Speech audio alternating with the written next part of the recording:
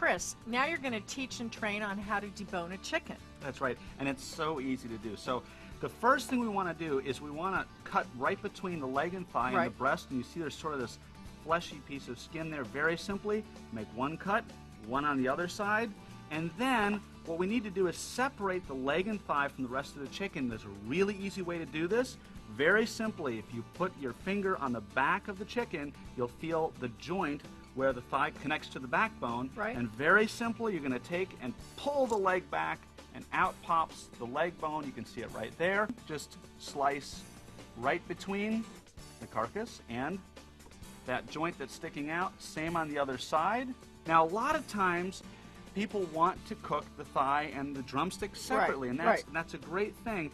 But how do you separate the two? Well, nature has provided a little dotted line, if you will, and there's a little line of fat right there. And if you just cut right on that line of fat, very easily, it separates the leg and the thigh. So once again, look for that little line of fat right there, and then simply cut right on it, separates the leg and thigh that fast. So now, onto the breast and the wings. And so to remove the breast, very simply, you feel right across the top of the chicken, and you'll feel the breastbone sticking up right there. And so I'm just going to take the knife and I'm going to cut right alongside the breastbone until I hit a bone. Exactly, and that's actually the rib cage. And so very simply, I want to take the knife and I'm pressing against the rib cage as I'm cutting the chicken breast, and that way I'm sure not to leave any of the meat on the chicken when it's all done. So I'm running into one other bone, and there's two little bones right at the end of the chicken here, and that's the wishbone. The wishbone, exactly.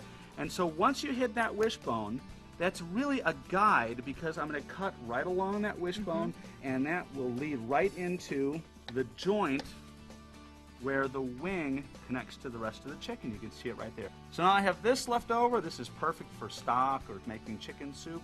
And then the last thing I might want to do is to separate the wing from the breast. And you can see that nice little joint sticking out there. All you have to do is cut right underneath it. And now I have the wing and I have the breast. I could do a couple things with it. I could certainly cut off the end, or maybe cut it for buffalo wings.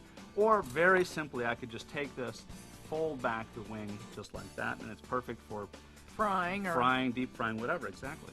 Well, you know what, Chris? I think these are excellent ways to see the versatility of the knife. You know, I couldn't agree more. This is a very versatile knife.